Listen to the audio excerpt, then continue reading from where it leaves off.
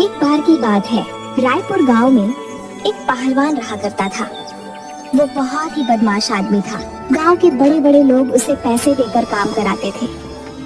एक दिन 120, 121, 122, 23, 24, 25। अजी सुनिए, सेठ जी के लोग आए हैं, आपको बुला रहे हैं। आता हूँ।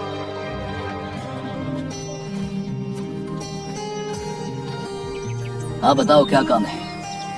वो सेठ जी ने बुलाया तुम्हें, तुम्हारे लिए एक काम है, मोटा पैसा मिलेगा इस बार। दोनों मुस्कुराने लगे।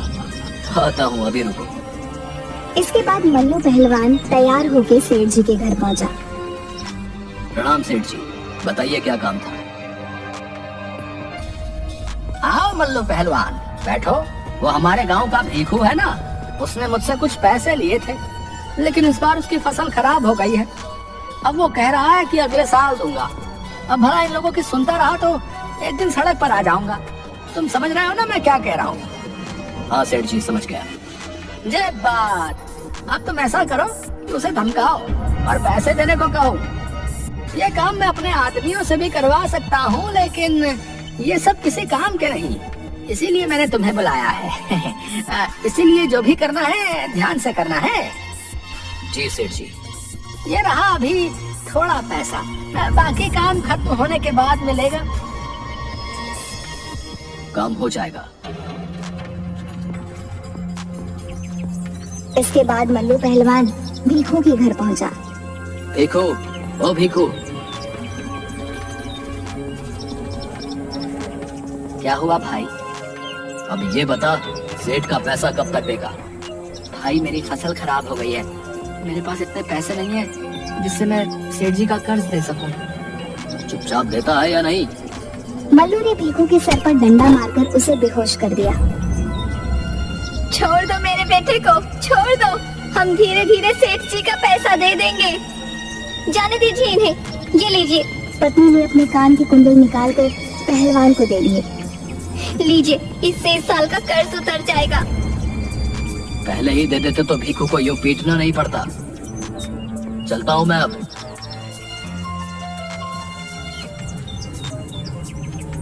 भीखू की हालत देखकर भीखू की पत्नी और उसकी माँ रोने लगी। इसके बाद मल्लू पहलवान सेठ जी के घर पहुंचा। ये लीजिए सेठ जी। अरे वाह, मुझे पता था तुम जरूर काम पूरा करके ही आओगे। इन नालायकों को तो धमकाना भी नहीं आता। ये लो तुम्हारे बाकी के पैसे, जाओ मजे करो। धन्यवाद सेठ जी, कोई काम हो तो जरूर याद करना। इसके बाद मल्लू पहलवान वहाँ से चला गया। रास्ते में उसे एक जूस वाला मिला। 4 गिलास गन्ने का जूस बना दो भाई। जरूर भैया, अभी बना देता हूँ। ये लीजिए भैया जी। मल्लू ने 4 गिलास गन्ने का जूस पीने के बाद मल्लू जाने लगा। भैया जी, पैसे तो दे दीजिए। मुझसे पैसे लेगा? अपना ठेला बंद करवाना चाहता है क्या? नहीं भैया जी, माफ कर दीजिए, गलती हो गई। आप जाइए, नहीं चाहिए हमको पैसा। ये की अक्लमंदी की बात। इसके बाद मल्लू पहलवान घर लौट आया। सुनो, जरा खाना लगा दो, बड़ी भूख लगी है। अभी लाई। और जी, क्यों आए थे वो आदमी? आप किसको मार कर आ रहे हो? जब देखो मारपीट लगा रखी है। आप कोई काम क्यों नहीं पकड़ लेते? कब तक यूं ही मारपीट करते रहेंगे?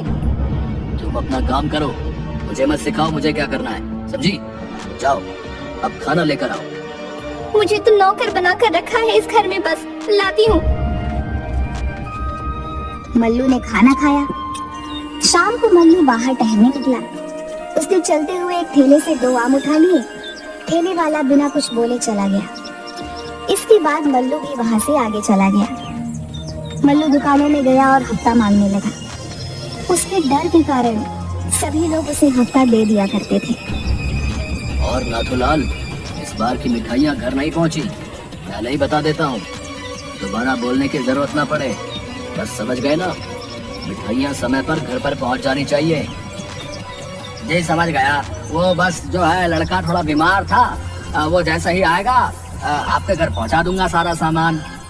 ठीक है, बाकी भी सुनो, कल तक घर पर सारा सामान पहुंच जाना चाहिए, ठीक है?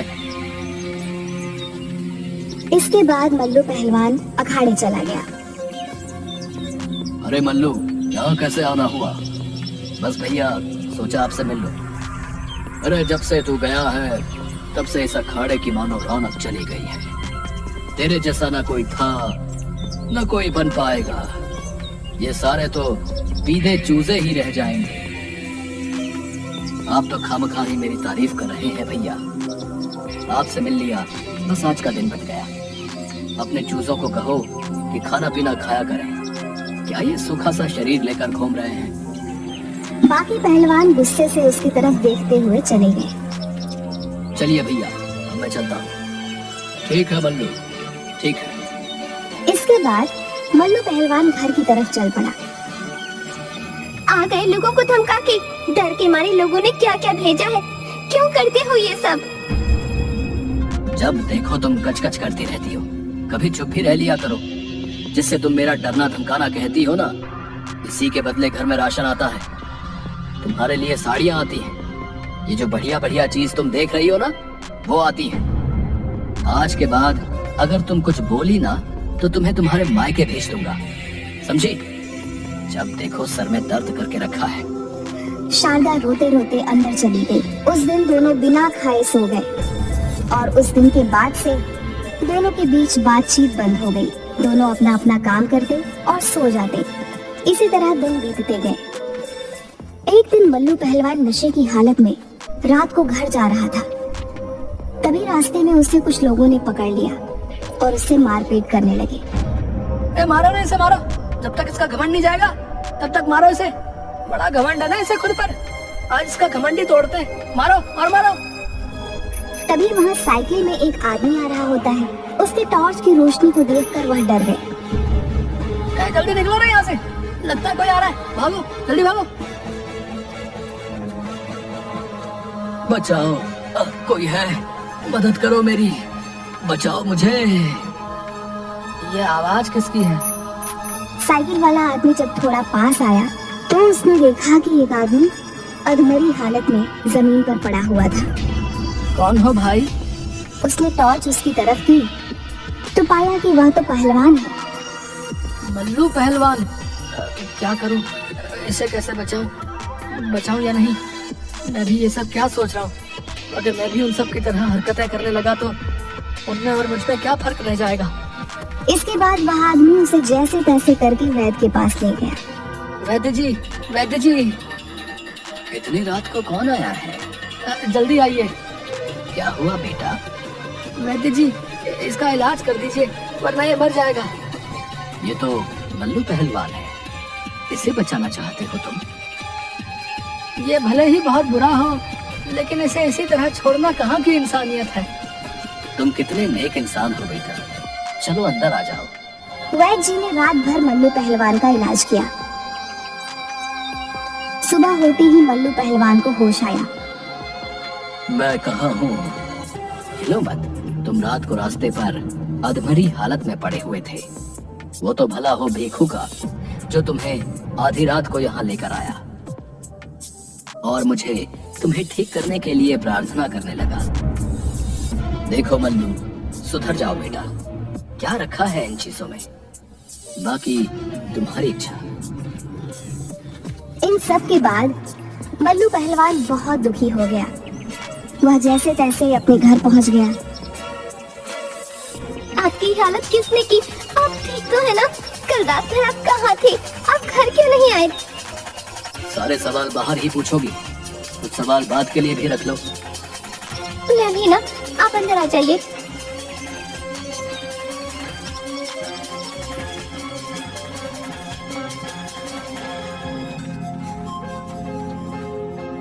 ये लीजिए, पानी पी लीजिए। मैं तो तुमसे कितना लड़ता रहता था, तुम्हें कितना कुछ सुनाता रहता था, लेकिन तुम फिर भी मेरी चिंता करती हो। क्यों? क्योंकि हम एक परिवार हैं। अब परिवार इन छोटी छोटी बातों से बिखरने लगा तो वो परिवार काहे का। चलिए अब आराम करिए। कुछ दिनों तक आराम करने के बाद मल्लू पहलवान अपने घर से बाहर निकला तो उसने देखा कि जो भी उसे देख रहा है उनमें से कोई भी उसका हालचाल नहीं पूछ रहा, बल्कि सब उससे डर रहे हैं। मैं हमेशा सोचता था कि गांव में मेरा एक टोरा है। लोग मेरी ताकत को देख के प्रभावित होते हैं, चाहते हैं मेरे जैसा बनना, लेकिन आज पता चला कि कोई मेरे जैसा नहीं बनना चाहता। मैंने अपनी जिंदगी के कितने साल इस धोखाधड़ी, मारपीट, लूटपाट इन सब में बिता दिए। आज ये हालत है कि कोई भी नहीं चाहता कि मैं उनके साथ रहूं। शायद किसी को फर्क नहीं पड़ता मेरे होने से। ये सब चीजें सोचने के बाद मल्लू जैसे ही आगे बढ़ा, उसने देखा कि सामने भीखू खड़ा है और वो एक बूढ़े आदमी की मदद कर रहा है। खुश रहो, भगवान तुम्हारा भला करे। मेरी तो इच्छा है कि मेरा पोता भी तुम्हारे जैसा ही बने। अरे चचा, अच्छे संस्कार कभी बेकार नहीं जाते। आप बस उसे एक अच्छा इंसान बनाएं। अच्छा इंसान बन जाएगा तो वो जरूर जैसा आप उसे देखना चाहते हो वैसा ही बनेगा। सही कहा बेटा। ये हो गया। चलिए चाचा, ध्यान रखिए। खुश रहो बेटा। इसके बाद मल्लू पहलवान भीखू के पीछे पीछे भीखू के घर पहुंच जाता है। देखो,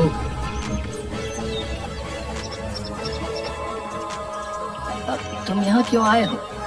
मैं जानता हूँ कि मैंने तुम्हारे साथ गलत किया है, लेकिन मैं अब तुमसे माफी मांगने आया हूँ।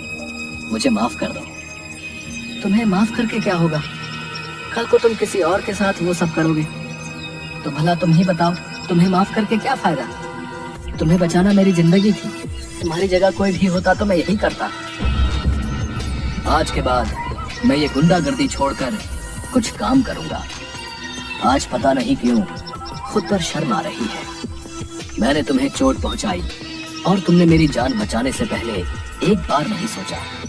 अगर ये बात है तो मैंने तुम्हें माफ किया। जो जिंदगी में कुछ अच्छा काम करो। इसके बाद मल्लू पहलवान अपने घर चला जाता है। अपने घर जाने के बाद मल्लू पहलवान को पुराना सब कुछ याद आने लगता है कि कैसे वह लोगों को परेशान किया करता था, कैसे वो सेठ के कहने पर लोगों के साथ मारपीट करता था। लेकिन अचानक ही मल्लू पहलवान को सेठ पर गुस्सा आने लगा। वह मन ही मन सोचने लगा कि जब तक सेठ जैसे आदमी इस गांव में रहेंगे तब तक लोगों को ऐसे ही ठगते रहेंगे। इसलिए उसने फैसला किया कि वह सेठ को सबक सिखाएगा और योजना बनाने लगा। अगले दिन कुछ लोग मल्लू पहलवान के घर पहुंचे। मल्लू तो घर पर है? हाँ बताओ। अरे सेठ ने बुलाया है। ठीक है, अभी आता हूँ। सब के सब सेठ के घर पहुंचे। आओ मल्लू, तबीयत ठीक है? हाँ सेठ ठीक है। अरे वो अपना गिरधारी है ना, अरे उसने कर्जा ले रखा था कुछ महीनों पहले अपनी बेटी की पढ़ाई के लिए। बेटी को पढ़ा लिखा रहा है वो तो ठीक है, लेकिन पैसा देगा कि नहीं? देख मल्लू, तू जा और सबक सिखा के आ, और ज्यादा ड्रामा करे तो बेटी को उठा के यहाँ ले आइए। बेटी के जान के वो पक्का सब लौटा देगा। क्यों, कैसी लगी मेरी योजना? वाह सेठ, क्या योजना है। तभी मल्लू ने फोन उठाया और अंदर आने को कहा। अंदर आना।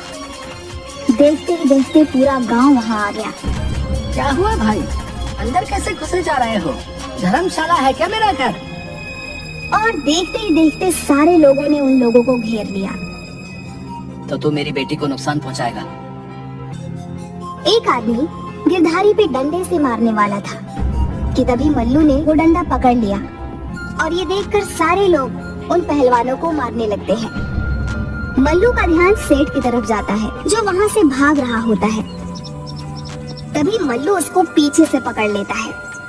कहाँ जा रहा है? ये लो भाइयों, इसे भी दिखाओ जरा डंडों का स्वाद।